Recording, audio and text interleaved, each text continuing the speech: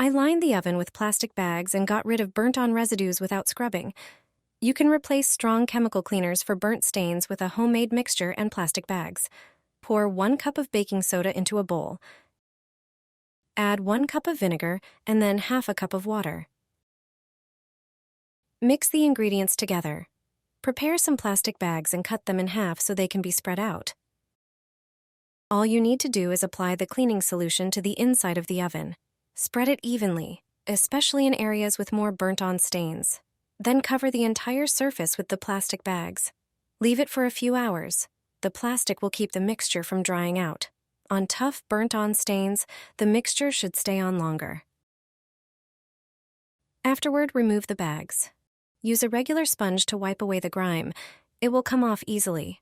When you're done, wipe it clean. Look how beautiful your oven looks now.